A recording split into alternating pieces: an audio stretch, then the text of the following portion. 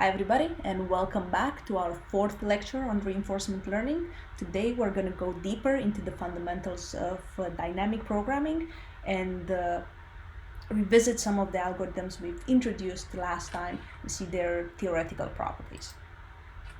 As a reminder, last lecture we've introduced the framework of Markov decision processes. We've also looked at the two main problems that arise in RL, policy evaluation and control, and we've seen iterative methods under the umbrella term of dynamic programming that can tackle some of these problems. In particular, we've looked at value iteration and policy iteration as a way of doing control. This lecture, we're gonna be deepening our mathematical formalism and understanding of the MDP and dynamic programming. We're going to revisit the Bellman equation and introduce their operators and revisit iterative policy evaluation and value iteration and prove their convergent properties based on these operators. In the next lectures, where you're going to see more approximate versions of this dynamic programming principle, mainly in the absence of perfect knowledge of the environment. Okay, let's get started.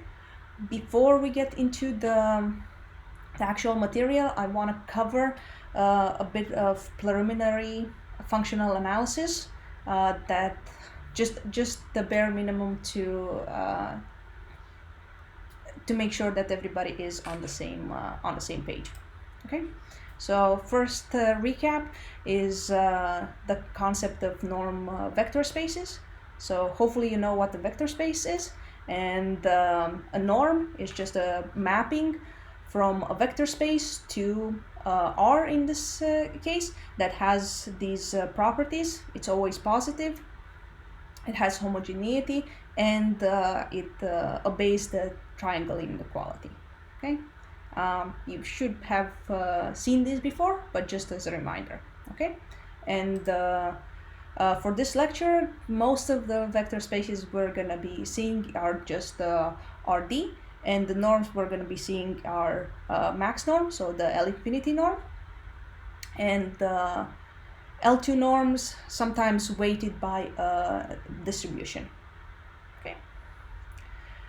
Second concept here is a contraction mapping, and this is the definition of a contraction mapping. So we have a vector space equipped with norm, as introduced before, and a mapping T from this vector space to into this vector space is a alpha contraction mapping, so with coefficient alpha, if for any 2 points in this space, in this vector space, if you apply this operator, this contraction mapping to these points, the distance between these 2 points shrinks at least by alpha. So this is the mathematical equation for that. We say that T is non-expanding if alpha is between 0 and 1, and it's a full contraction if alpha is less than 1. Just a small observation, every contraction mapping, as defined in this equation, is also by definition Lipschitz, which also means it's continuous. In particular, for us, that would mean that for any sequence xn in this space that converges with respect to this norm to a point x, we know that if we apply the operator, if we apply this mapping to each element of this sequence, the resulting sequence will also converge in the same norm to T of x. Okay, so you take a sequence that is convergent in that space, you apply a transformation T to it, and you're getting another convergent sequence that converges to T of x, which is the limit of that, the mapping of the limit of that sequence. Yeah. Good. Another definition, a fixed point. So point or vector in this vector space X is a fixed point if any operator or any mapping if you apply the mapping to this if you apply this operator to this point, you get the point back. So it doesn't change the, if you apply the operator to it, it just goes back. Okay. And finally, this was kind of all building up to one theorem in functional analysis, which is the Banach fixed point theorem. That says that if you have X, a complete norm space, so we saw what a norm space is. A complete norm space basically means that every sequence in that space, every convergence sequence in that space, its limit is still contained in the space. So another way of saying it is any Cauchy sequence will converge within X. So we have a complete norms vector space, and we have a contraction mapping with contraction coefficients gamma. Then we know that this contraction mapping actually has one unique fixed point. So there exists a fixed point where if you apply this operator to a vector X, you get back X, and this point is unique in the space. Also, we know that if we define this sequence as such, xn plus 1 equals txn, this sequence converges to x star, which is the fixed point of this operator, in a geometric fashion. And this is the expression that basically says that. This says basically that the distance between an element xn in the sequence and the fixed point shrinks with this rate. Okay, and you can see that if you let n go to infinity in this equation, you get that the upper bound here actually goes to 0. So that means that this sequence is actually convergent to this unique fixed point. Okay, good. That's the only math that we're gonna need. So now we're just gonna recap a couple of concepts that we've introduced last time, just for those to be very fresh in your mind. Okay. One is the definition of Markov decision process, and in this particular lecture we're going to use the second definition of the Markov decision process, where we have states, actions, transition dynamic that only encodes for the next state, R, which is the expected reward under that transition, and a discount factor, gamma. And we've seen or argued last time that most RL problems can be formalized by MDPs, and we've seen several examples of how to do that. Okay. Now we've also introduced value functions, and as a reminder, the state value function is the expected return starting from state S and following a particular policy pi. In this lecture, we're only going to be using the discounted return. The same for the action value function. For policy pi, this is the expected return, knowing that we're going to start in state S, taking the action A, which might not be according to pi, but then following policy pi. Okay. And in terms of the optimal value functions, we've defined the optimal value function as the function that maximizes over all of these policies. Okay, and we've introduced the Bellman equations. First, the Bellman expectation equations. That says that for any policy pi, the value function associated with them, the ones that we've just reviewed, obey these equations. And these are just the form without the expectation, just spelled out exactly what the sums are. Okay. And then for the optimal value functions, we have another set of equations called the Bellman optimality equations. And these obey the following equations. Okay. Well, that's the end of the recap, and let's dig into the new material and introducing the Bellman operators.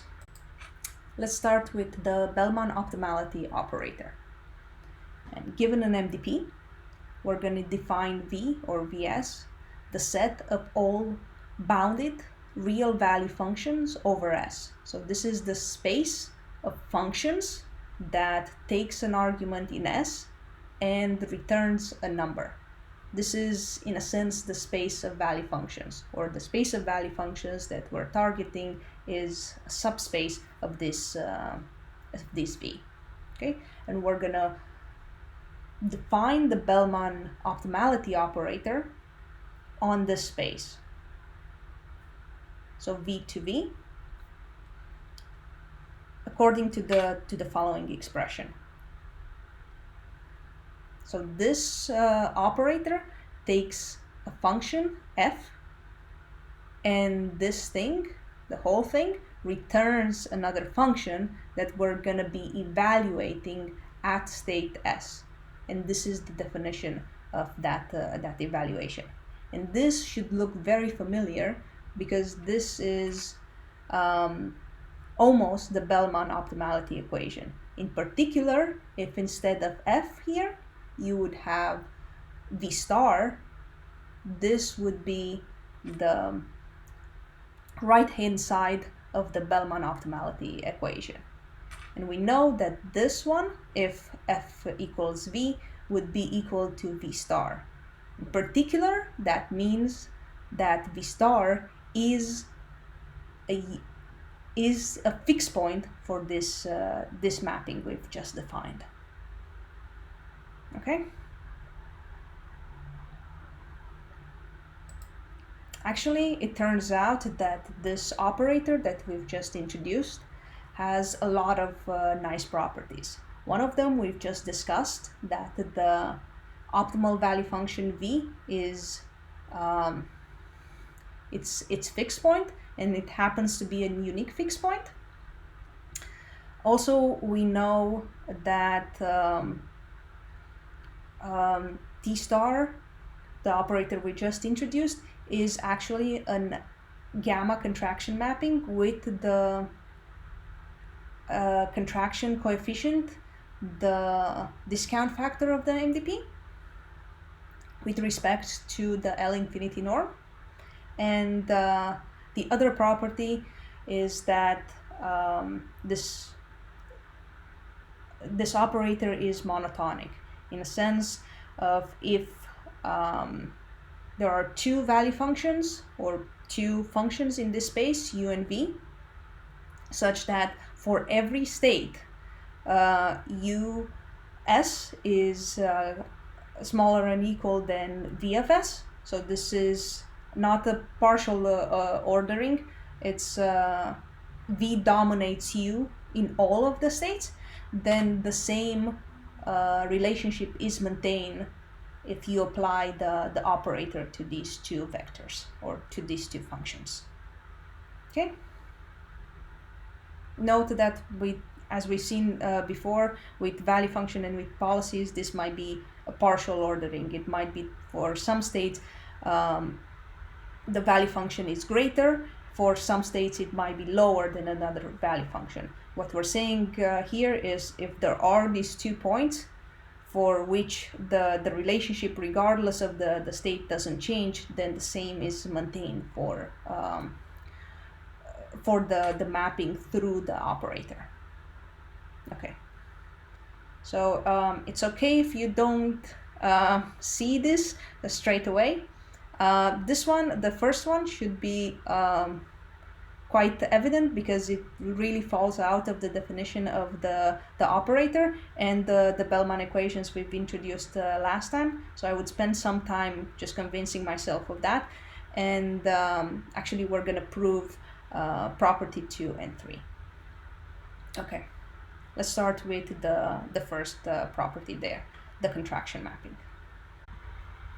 As a reminder, the contraction property basically says if you have 2 points in the space, U, applying the contraction mapping to these points, distance between these points has to be less than or equal than gamma, the original distance between these 2 points. And in this particular example, we're trying to prove that T star is a contraction mapping with respect to the L infinity norm. So this would be with respect to the L infinity norm. Okay. So to start out, we're just gonna expand based on the definition of T star, what that means for a state S. And this is just the definitions that we have. Okay. And once we have this, we're going to use the following inequality of x minus max of x of g. This is less than or equal than the maximization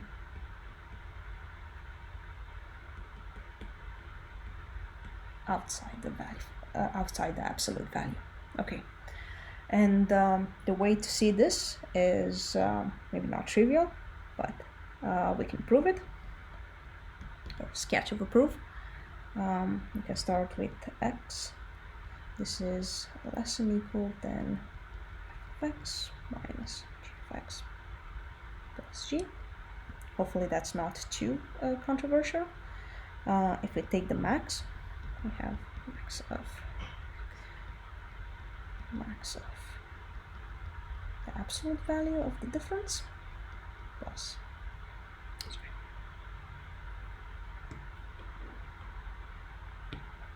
I went a step ahead, which is less than or equal of the max of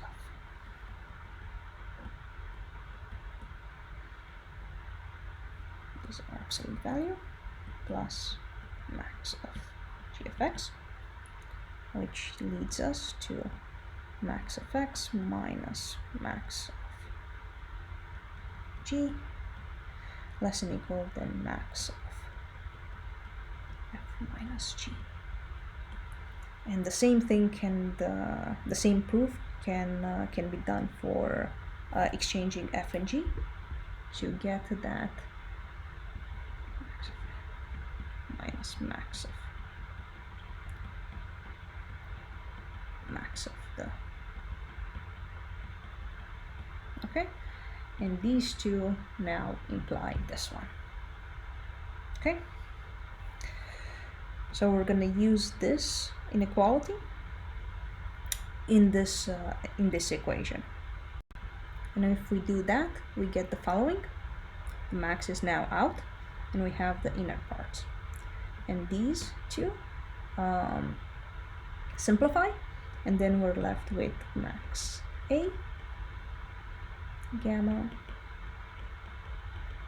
expectation over B minus gamma expectation, the same expectation actually, over U, which can be rewritten as gamma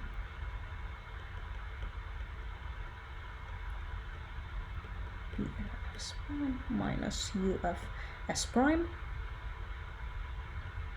Okay, and this is less than or equal than max over S prime of E of S prime minus U of S prime, which is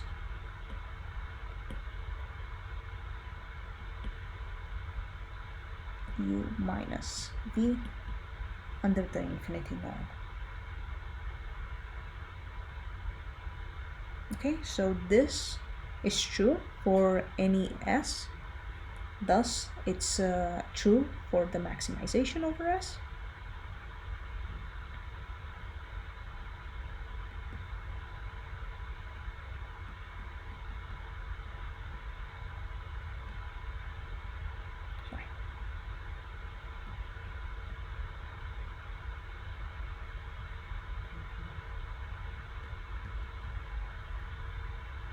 which leads us to u of v minus u of t of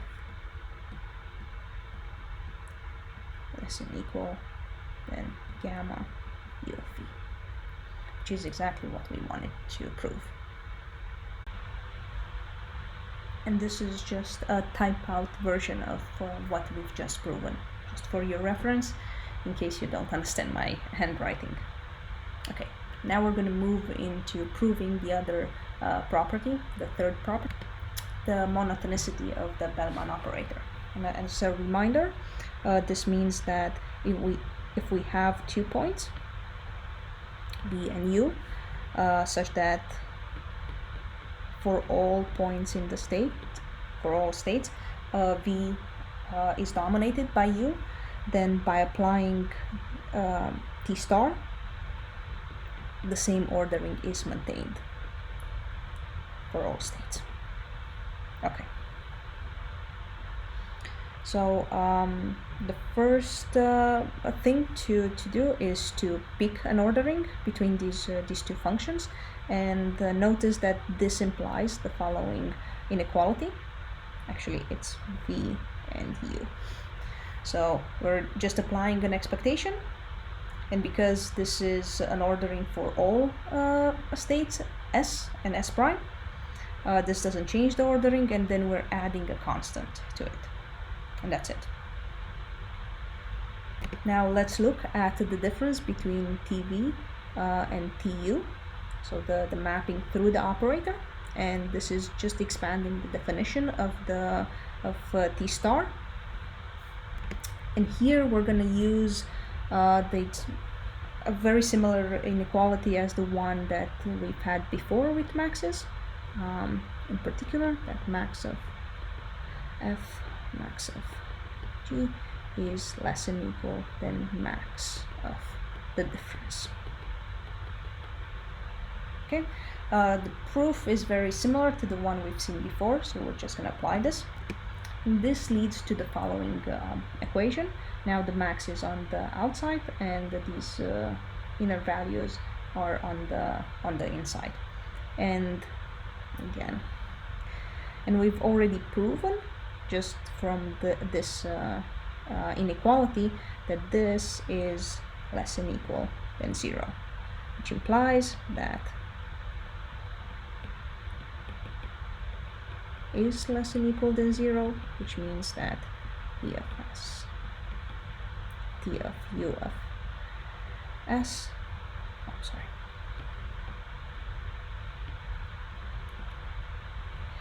so that T of V of S is less than equal than T of U of S for all S, which is exactly what we wanted to prove. So now we've proven all these nice properties of the Bellman operator that we've just introduced. Why is this useful? Well, the way this becomes useful is that we can reinterpret the algorithm when we introduced last time, value iteration, through the lens of this Bellman operator. In particular, what we can say is that we can reinterpret the updates that these value iteration algorithm was doing as just repeated operations, repeated applications of the Bellman operator. So if you remember, the value iteration algorithm would start with an arbitrary value, an initialization value, and at each iteration the value at k plus 1 would be updated towards max of xa plus gamma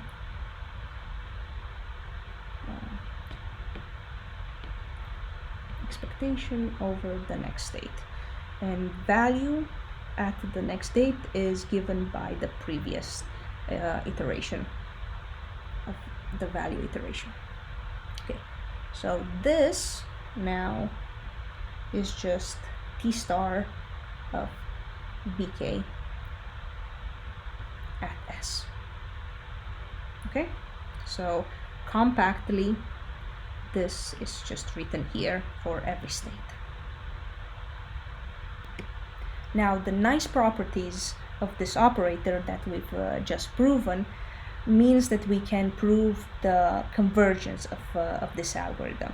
In particular, as the number of iterations goes to infinity, we can show that this induced sequence of value function converges in L infinity to the fixed point of this operator, which happens to be V star.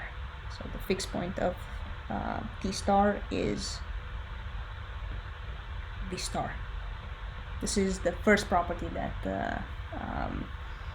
that we've introduced, and that falls out of the definition of the T star.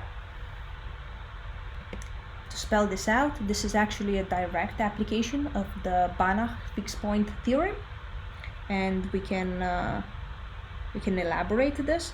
So if we look at the distance between Vk and V star under the L infinity norm, this can be rewritten as such, because Vk is just the application of T star to Vk minus 1.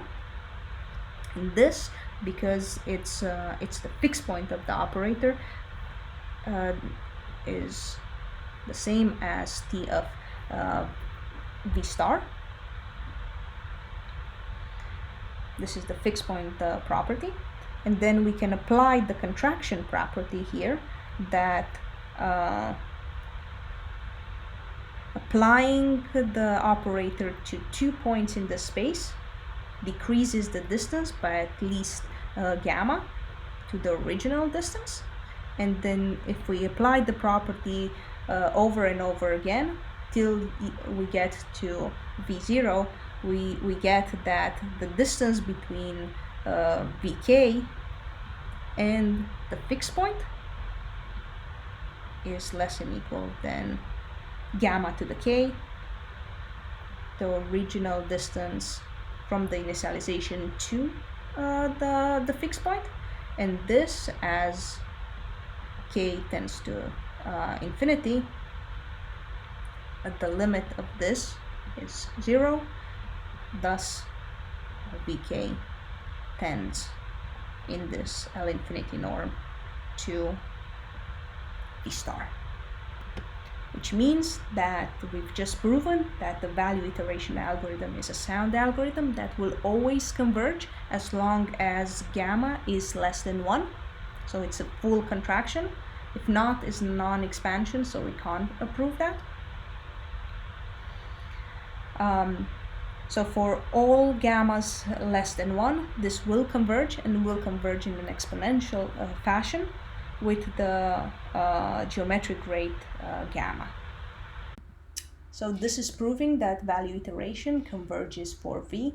A similar argument can be done for Q, and moreover, we can do a very similar procedure for the iterative policy evaluation algorithm that we've defined last time. In particular, we're going to take the Bellman expectation equation now, not the optimality equation as before, and we're turned it into an operator. This operator will be with respect to a policy pi, with respect to which the evaluation problem is, and we're going to define it as such. This is equation 13. The thing to notice again here is that if you plug in instead of f v of pi, this is the fixed point of this operator. By definition, this is v pi is the fixed point of this operator. In particular, we're gonna see that this operator, this new operator, again, this is an operator that is indexed by pi because it depends on the policy we're trying to evaluate. It's not a max operator, it's not a star operator, this depends on pi. Okay, but it has the same properties as T star. In particular, it has only one unique fixed point, T pi, V pi. It is a contraction mapping with the same gamma contraction coefficient with respect to the L infinity norm, and it is monotonic. And we're going to go briefly through the proof of 2 and 3 as before. So in particular, we're going to prove that the V pi is a contraction mapping with respect to the L infinity norm. To do that, we're just going to start again with the definition of these operators. And because the expectation here is with respect to, or the summation here is with respect to the same A, this can be, these terms can be grouped together. In particular, we can simplify R in this equation, and we're left with just the expectation over the action taken at the S and the transition to S prime. Okay, and now what we're going to do is just maximize over these equations. In particular, we're going to see that the expectation here with respect to A and S prime, this expectation is less than equal, so it's upper bounded by the max of the difference between U and V. So whatever combination of states and actions here will be upper bounded by this max. So the whole expression here is upper bounded by the global max of V and U. And this is an upper bound for all states S. So that gives us that if we maximize on this side too, means that the L infinity norm of T pi V minus T pi U is upper bounded by gamma, the L infinity norm of V minus U, which is exactly the contraction property. Note that actually property or inequality 14, equality 14, also gives us property 3, which is the monotonicity. In particular, if there's a global ordering on V and U, let's say V is dominated by U, then this difference is always negative, which means this difference is always negative. So the sign is maintained. Okay, so now we've proven all 3 properties. And then we can go back to iterative policy evaluation, the algorithm that we've introduced last time to the iterative algorithm we introduced last time for policy evaluation. As a reminder, this would start with an arbitrary value of V0 and apply the Bellman expectation equation as an update to it. And this, as with the optimality equation, this is just a compact form of rewriting that equation. And because of the same argument as before with the optimality operator, this induces a sequence of value functions, and it is a convergence sequence because this operator is a contraction mapping. And this sequence will converge to this norm under which this contraction operator is a contraction. The sequence will converge to the unique fixed point of this operator, which is a V pi by definition. Okay, so the other way of saying it, this is a direct application of the Banach fixed point theorem that we've introduced in the preliminary version. Okay. Now just a summary of what we've discussed and what we've discussed last time in terms of dynamic programming. This is just a rewriting of the algorithms introduced last time for the control problem through the lens of the Bellman operator. So we've seen value iteration as just a direct application of the Bellman optimality operator, and policy iteration, the other algorithms that we've introduced last time for control would have this iterative procedure between policy evaluation and greedy improvement. Now the policy evaluation can be done via the iterative policy iteration that we've just seen, and this is just a repeating application of the policy that we're trying to evaluate at this point in time. Okay, the last observation here is that we've done all these proofs, and we've introduced these operators with respect to computations in the value function space, but we can do the same thing and do exactly the same reasoning for Q values. The only difference is that these the corresponding Bellman operators, both for expectation and for optimality, will be on the space of Q values. So instead of the definition being pointwise on S, it's gonna be on SA. But the same reasoning apply, and the idea is the same, that we are gonna come up with these operators now on the Q value space. So our space of bounded value real value functions on S and A, that will have as fixed point either the evaluation of a policy, Q evaluation of the policy pi, or the optimal value function Q. And the same properties apply. These operators are gamma contractions, and they are monotonic. Okay, so these are just spelling out the definition of these other operators on the Q space. We are now going to talk a bit about approximate dynamic programming. This is mainly an overview of what's to come in the next 3 to 4 lectures, and for you to have a mindset or reference point to map those methods into the dynamic programming principles that you've learned so far. Okay, so far we have assumed the perfect knowledge of the MDP and a perfect or exact representation of the value functions. Realistically, more often than not, these conditions would be violated.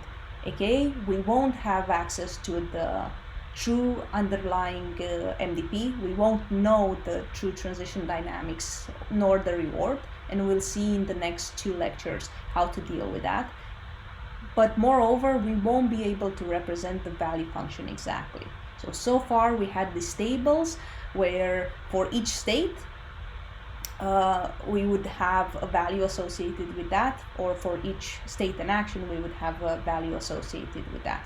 If the state space or the action space is very large, we won't be able to represent that, or it might not be useful to represent it like that because we won't get any generalization. So more often than not, we would be using some kind of function approximation.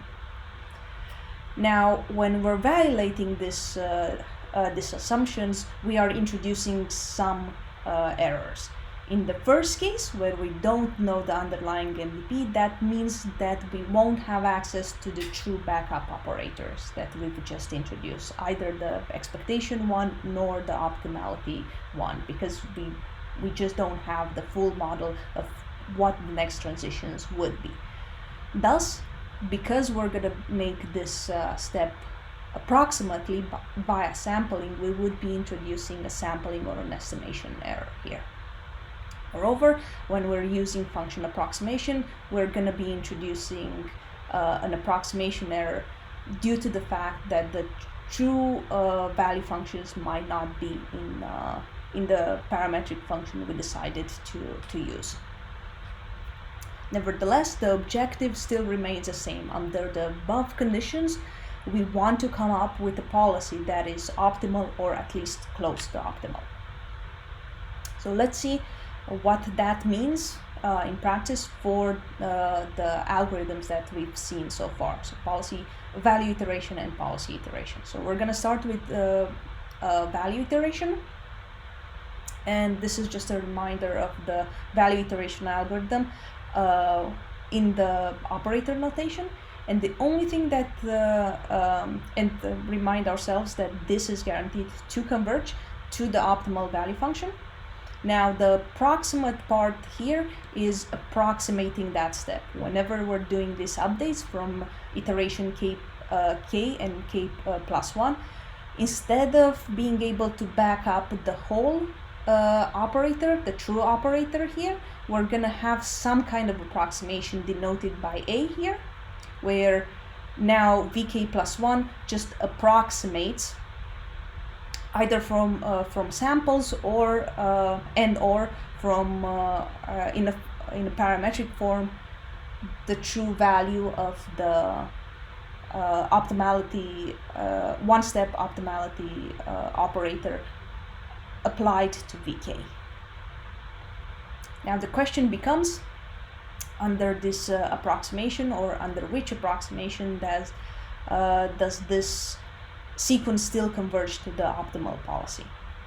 Well, it turns out that in general, without any assumptions about the nature of this approximation, this thing might not converge at all, and the point of conversion might not be the optimal value function.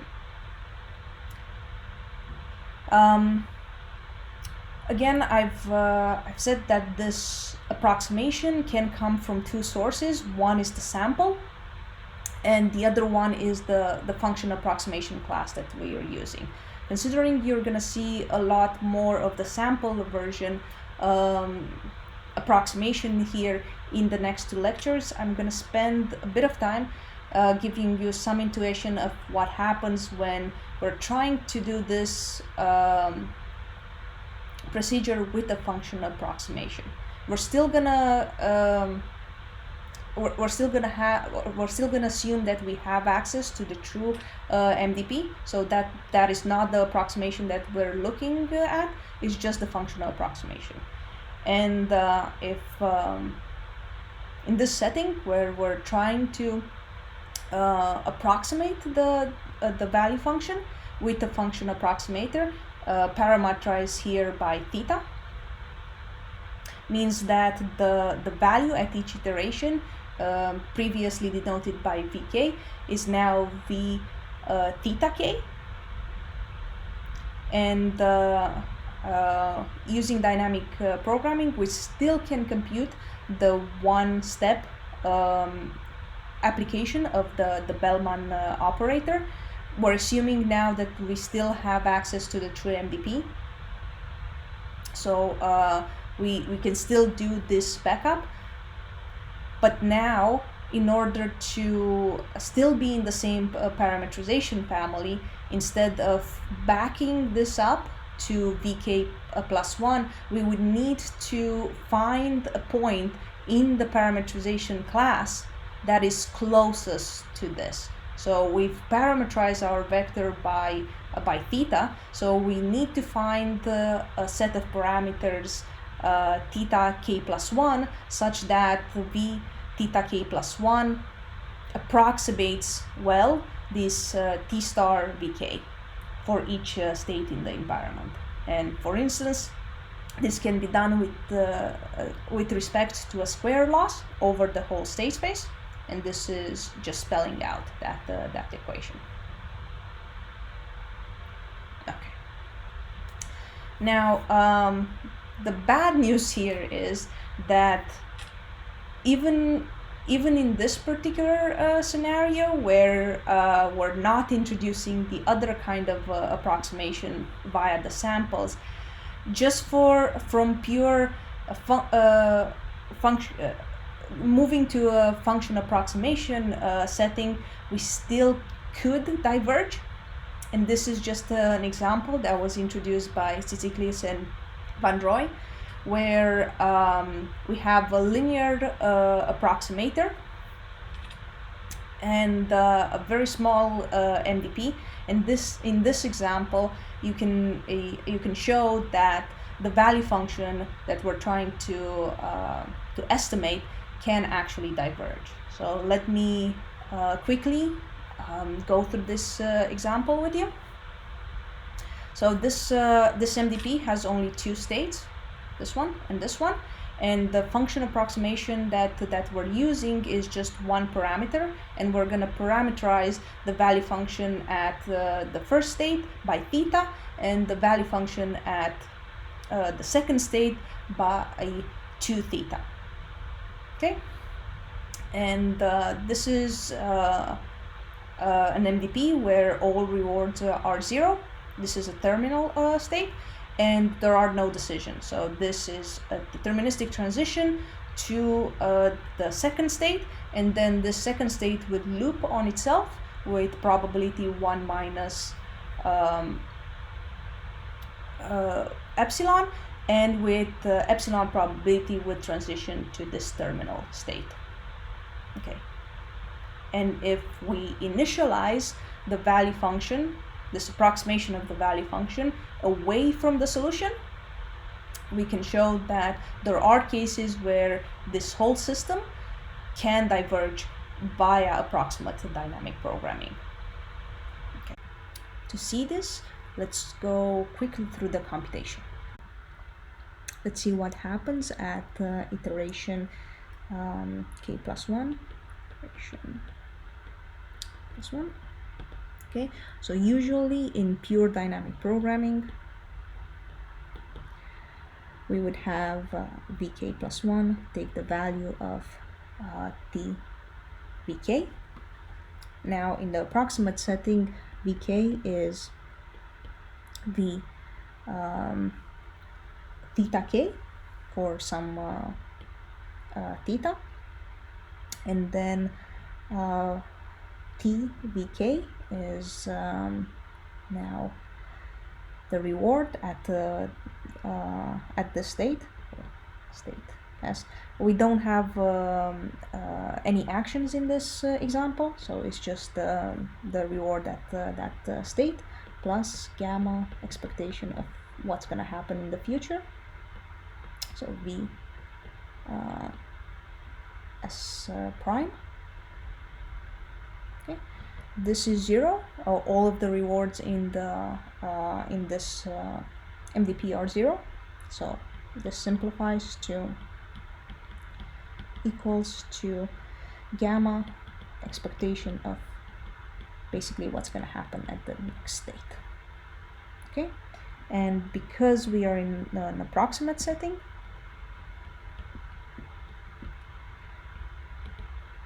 we're trying to find theta k plus 1.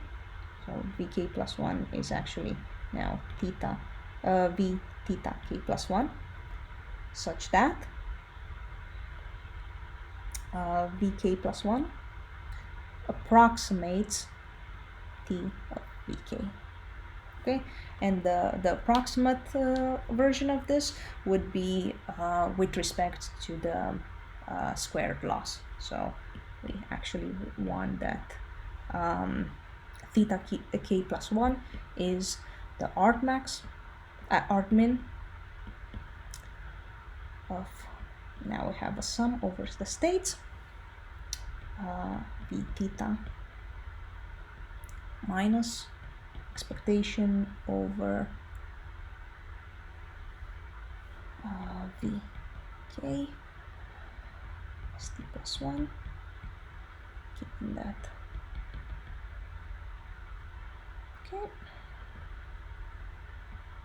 this is just the vk, so this is just coming from this equation. Okay, and this is over the whole states in the environment. Okay, and let's spell this out over. So for the first state, the value v theta has value theta minus, now this expectation, because from the first state we're going to transition deterministically to the second state, so there's no other possibility here. This is just going to be the value at state at the second state. So this is Vk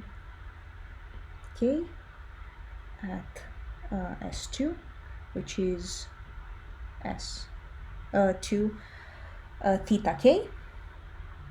Okay, that's for the first state. And then for the second state, the value for the second state, v theta S2 is 2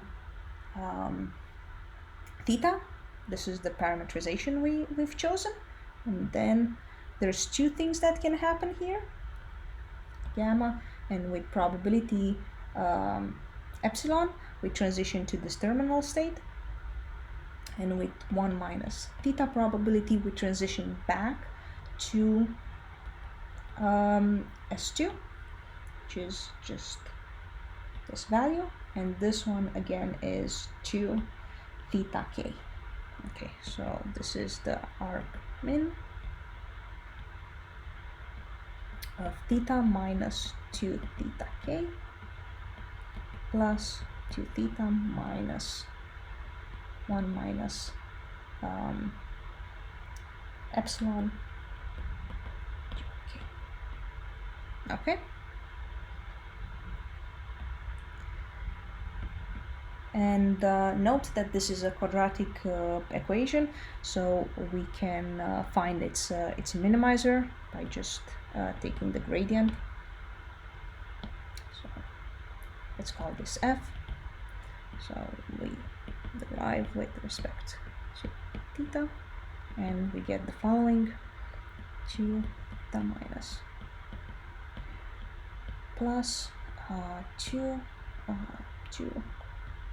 theta minus gamma 1 minus epsilon 2 theta k, and this has to be equal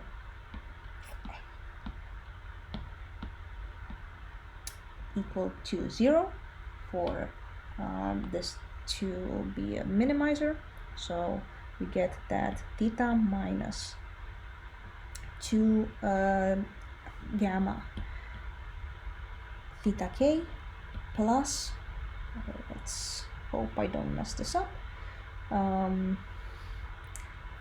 theta minus 4 gamma 1 minus epsilon equals 0. Which means that 5 theta equals 2 gamma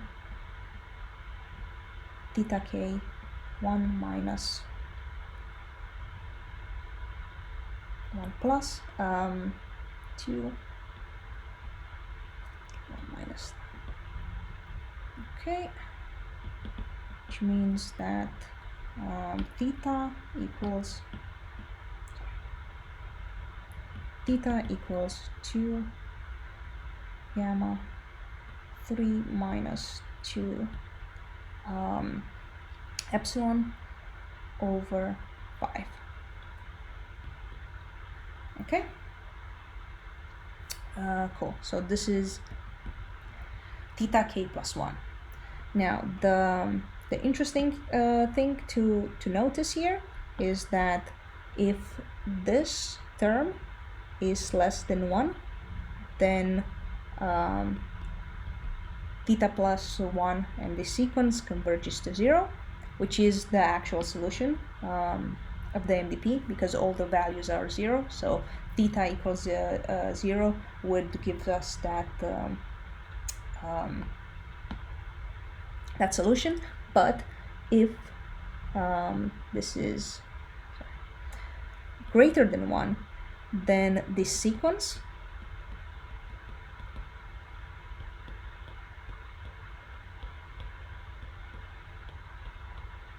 actually diverges.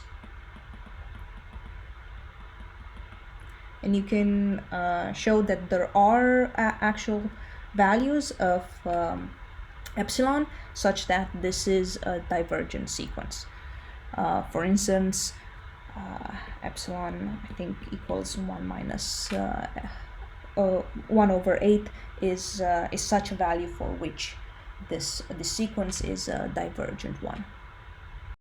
Now let's go back to the approximate value iteration formulations that we had before, and what we've seen so far is that this approximation A can lead to problems. Even if only one of these sources of approximation, the one coming from the function approximation, is in place, things could go wrong. So is this hopeless? Is this strategy of using value iteration, or one of the principles in exact dynamic programming and trying to approximate these updates, is this a hopeless recipe? Well, not quite. So it turns out that sample version of these algorithms, as you will see in next week, can be shown to converge on the very mild solution. So this is without the function approximation in the tabular case.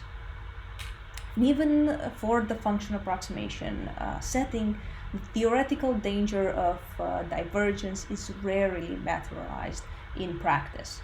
So even though we don't have guarantees anymore in most of the function approximation cases, whether or not this would converge and to what value this would converge, we rarely see divergence. But as the previous example showed, this can happen.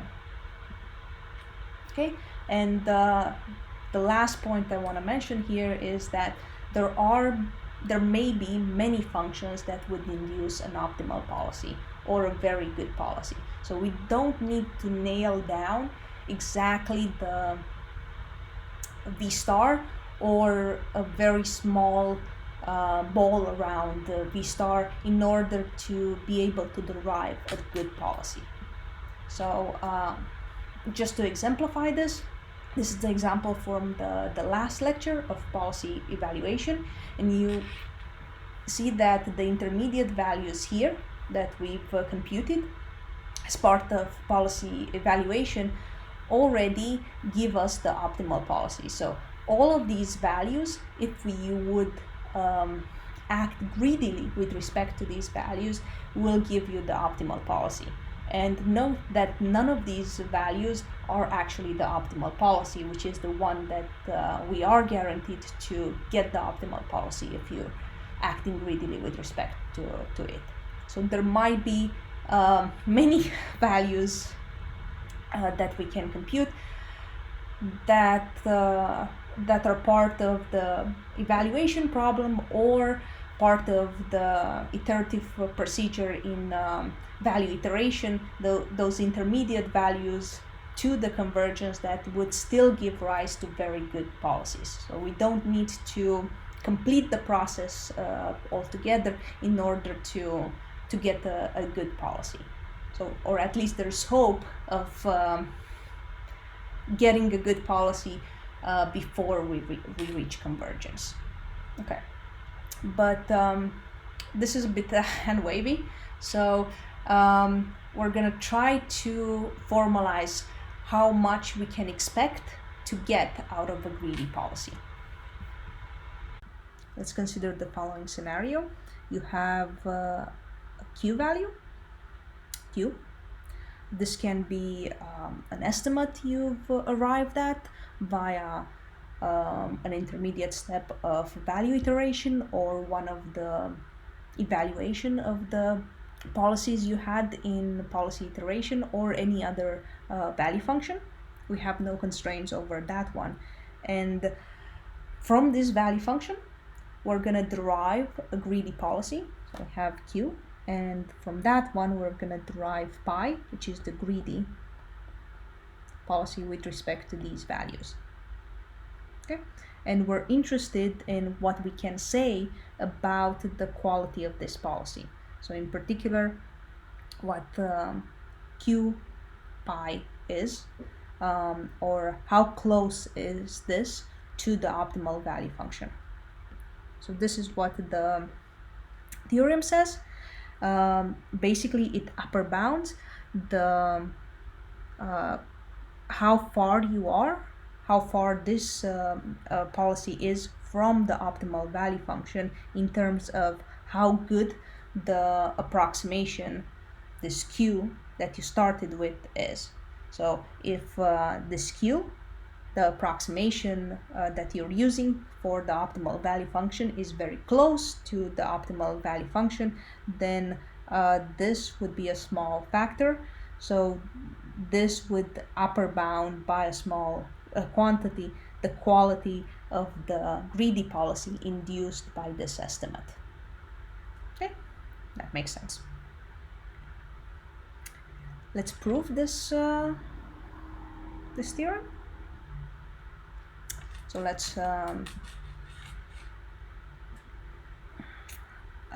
start with what we want to prove. So this is here, and I'm just gonna rewrite. So Q star, Q pi. Sorry.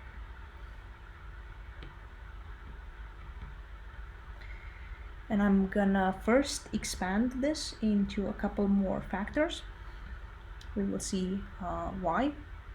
So I'm gonna add and subtract T pi Q.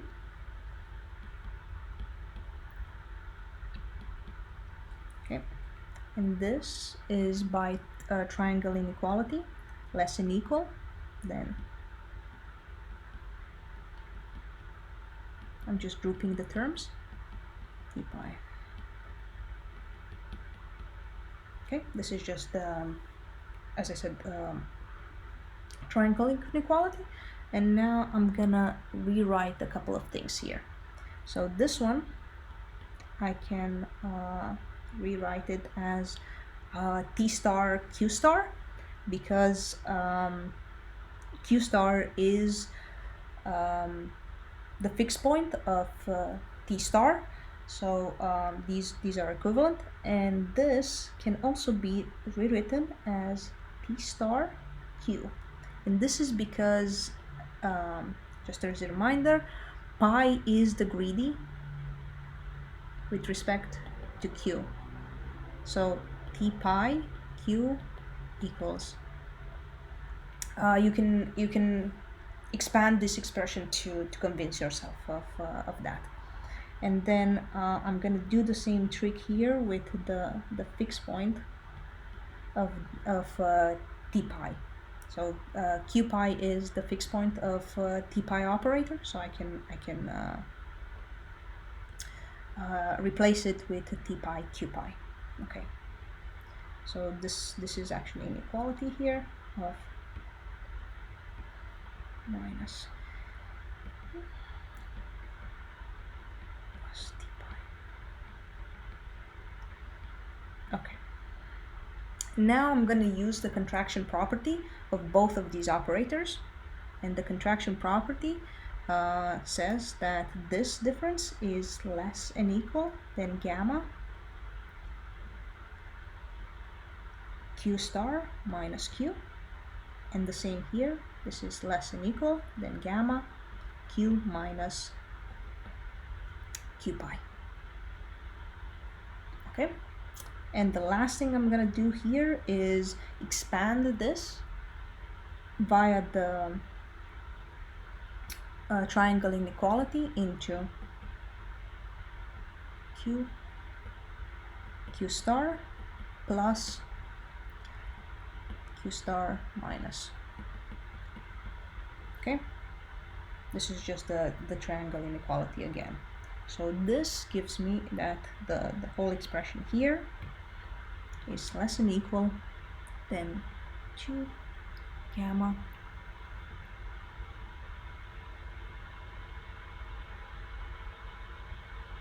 so there's one from here and one from here,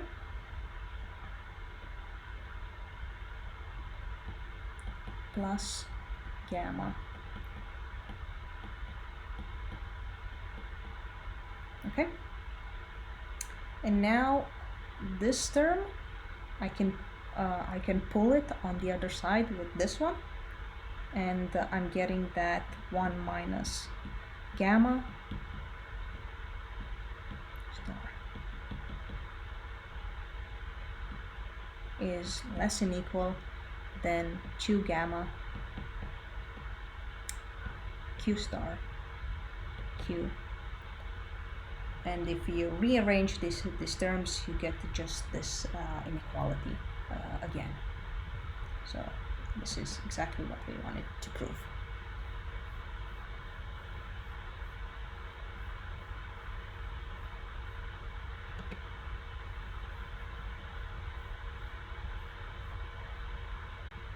Let's go back to the statement of the theorem now that we've proved it. And it's usually a good idea whenever we have a theorem like that to go through a couple of edge cases to see what the statement of the theorem actually implies. And these are a couple of observations or edge cases that I have identified just to guide your process through. So for instance, for small values of gamma, you get better or smaller upper bounds. So this term here for small values of gamma is small. So another way of saying this is that you might get away with coarser approximations of q. So if you're approximating the value function, the optimal value function q star, and q is an approximate version of that, you might get away with a coarser approximation because this term is small and still be guaranteed to get the policy that is close to optimal, as opposed to the case where gamma is close to 1. Then this term is quite large, so the potential loss in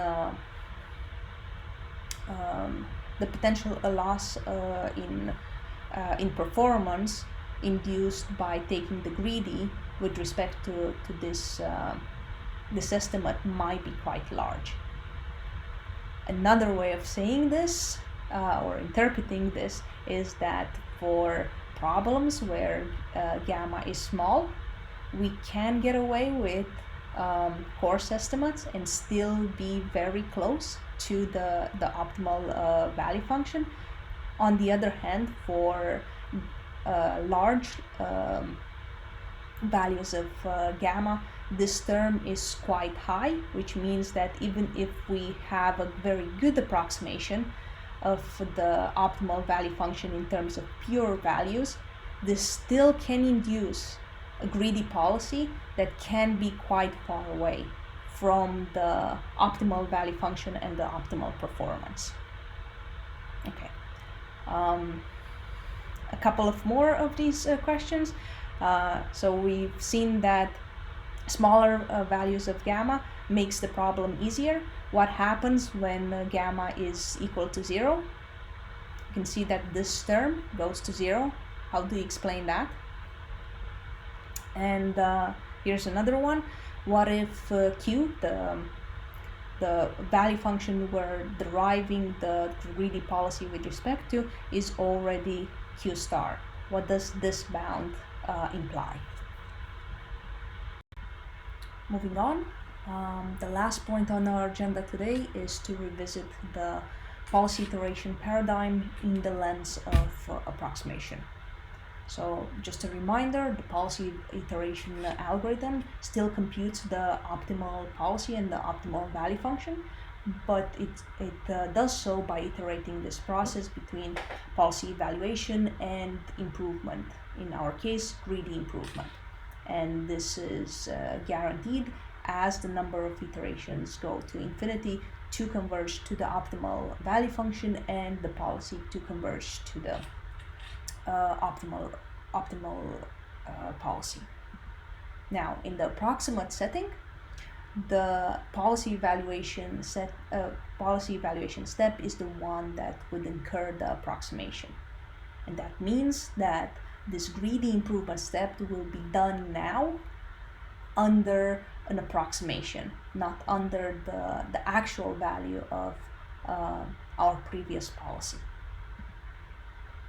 the question that arises, of course, is as we iterate this process, does this sequence of value functions still converge to Q star?